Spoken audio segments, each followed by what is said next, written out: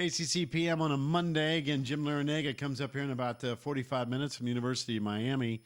And the Canes ranked 22nd in this week's AP men's poll. Virginia Tech, by the way, one spot ahead of them. And speaking of the Hokies, we go to Blacksburg. Sean Pedulla joins us. There he is. Sean, first of all, always appreciate the time. Man, you guys win the ACC championship, and it just kind of feels like the mojo is still in Blacksburg for the 22-23 season. Yeah, for sure. We're definitely off to a good season so far, I'd say. Coming off of last year, it's going to be hard to top, but so far we're doing all right. Sean, how have you felt last year's momentum transfer over to this year? It feels like really unselfish. If I could pick a word, it feels like unselfish basketball that you guys are playing. Yeah, I definitely agree. I'd say just carrying the momentum from last year, we kind of realized what we're capable of now. And then with all the new people coming in, we're just all super unselfish, like you said, and we're all like our chemistry is growing more and more each game. So, yeah, I'd say it's going well, and we're getting better and better. So I'm excited. Now, Sean, in my ACC accounting, which is the rankings, I have y'all as the second best team in the ACC. Well, I feel like a lot of teams have been sleeping on Virginia Tech, especially being the ACC reigning champs. Do you guys feel the same, or do you guys even care about that stuff? I mean, I feel like everyone cares a little bit. You kind of just have to, at a certain point, just let it go. But I'd say, personally, I do feel like we should be a little bit, like, more appreciated or, like, respected. I don't know if that's the word, but, yeah, like, I don't know if everyone's thinking the same thing or if we're all focused. We're definitely not all worried about or concerned or anything. But I'd say coming off the year we had last year, I'd say we shouldn't be as disrespected as we may have been so far, but that's nothing we can like hang our hat on. Sean, I love your coach, Mike Young, and he's done such a great job since coming to Blacksburg. And one of the things I love about him the most, I think he runs the best sets coming out of a timeout of anybody in the league. Do you have a favorite one that he calls without divulging too much information? I have some that I like more than others. I'll say that, but there's some where I'm just like, I don't even know how to explain it. It's just there's so much involved and so many things going on at once. To where if he calls one, you're like, all right, I don't have to worry about too much with this one. So there's a little bit less stress involved. How, like in a typical practice, kind of walk us through this a little bit. In a typical practice, given the fact, like I said, I think his sets are awesome. How often do you work on that? Or is that just one of those kind of things that, hey, it's just ingrained in your brain and then we just do it? We do it through a practice. Yeah, we do. As far as our sets are concerned and like X's and O stuff, we do it in like segments, like most teams would do. I would assume. And then we'll do it against a scout team live. So we'll do it a couple different segments throughout the practice. But we definitely get our fair share of rotating spots to make sure everyone knows every spot basically that you're going to be playing. And then also playing against live segments. So we'll involve our scout team with that. But yeah, we definitely have the preparation needed to get all of our plays under the belt. But we also, I think the coaches do a great job of this. They don't do too many plays. Like they don't put in too many plays at once to try to overwhelm us. So they kind of do it in spurts or give you enough reps kind of to understand every position. So that's kind of like a look at what we do inside practice with those things. But yeah, it can be a lot sometimes, I will say. Sean, this was your big chance to say exactly what you wanted indirectly without telling coach to his face. And he could have watched this and be like, all right, I'm just going to run that. Sean says he likes it. Then that's what we're going to rock with. I gotta be careful with what I'm saying. Cause I know one of them will probably watching it. Smart man. You're smart. Don't let them fool you, Sean. Don't let them. Is there a name for like your favorite play that he runs? Yeah, I can't give that information away. Good job, Sean. Don't let him have it, man. Did you know you can? Right here. No, I'm just curious. The reason I ask is because I do love the sets, and to me, when I'm watching a college basketball game in particular, you can always tell the great X and O coaches when let's call a timeout and like, man, I can't wait to see the play they're going to come up. But we were just talking about what Hubert Davis concocted against Ohio State in the end of regulation, and I love. Specialized sets coming out of a timeout, and you really find out a lot about a coach. Well, I'll say one thing. One of the most interesting parts that whenever I came to Virginia Tech, I kind of figured out his names for his plays are like the most unique thing. Like you're like, where did you come up with this? It's like I remember last year we had 2 or 3 plays where it was like they were named after like 80s rock artists, like their full names. It was the weirdest thing, and it's like you have no clue who these people are, and you look them up, and they're like an '80s rock star, and you're like, it's just the most interesting. And like people who scout them, you're like, what play did that call? And it's just funny.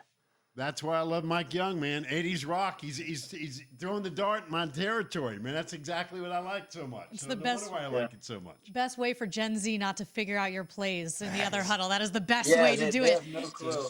No, I wouldn't know either, and I'm a millennial.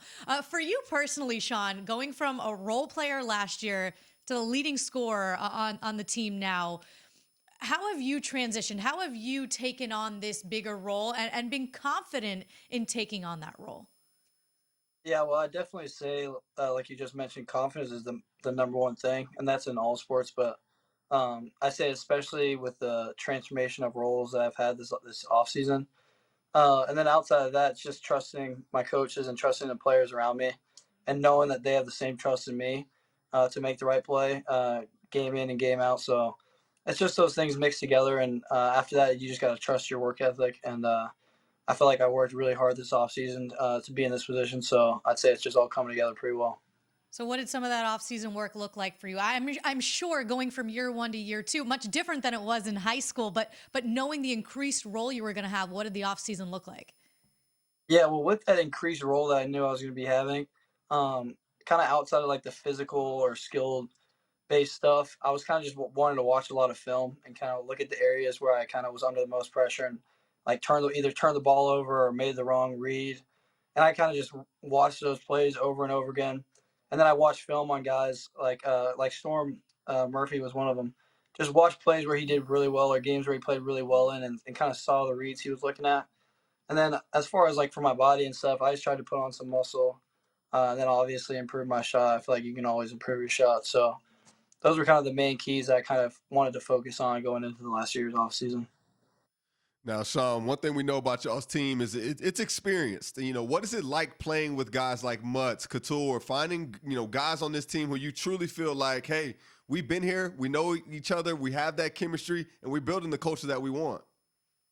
Yeah, it's something that I'm trying not to take for granted just because I kind of, and I'd say a lot of people on our team kind of don't realize how smart some of the older guys are. And you'll just be playing against or watching film, and you're like, how did he know to do that? Or how do you think to do that? So you're just trying to gather as much information from those guys as possible. But they definitely make it super easy, game in and game out, to just rely on each other and like realize that they're going to make the right play. So playing with those older guys is really fun. Sean, you're a shooter, man. So in the league, what gym's got the softest rims? I'm trying to think of the away games that we played at. Obviously, I liked Florida State just because that was probably the best shooting game I've had. Yeah, Light 'em But up. I liked Florida State, and I also liked Georgia Tech just because it was more of their arena. I wouldn't say it was the rims. It was just the arena was really cool. But Florida State and Georgia Tech were probably two of my favorite. Do you like the dark backdrop? Because I mean, a lot of folks think this is crazy, but lighting and depth perception does come into play, especially for guys who are bombers like you. Yeah. But is there a certain atmosphere? I forget the crowd and the noise and all that, but is there a certain ambiance that makes more sense for you? I would say, like you said, the kind of black backdrop. Yeah. And that's kind of like what Georgia Tech is, but it's also Right. where in the Barclays Center where we played the ACC tournament, and then last week against Oklahoma State, it's kind of similar. It's like there's a lot of people in the crowd, and you can hear them, but you can't really see all of them just because it's kind of dark. So I kind of like that aspect, and it kind of just takes the focus off of the crowd or the backdrop, and you kind of just focus on the goal and the court. So I like that aspect.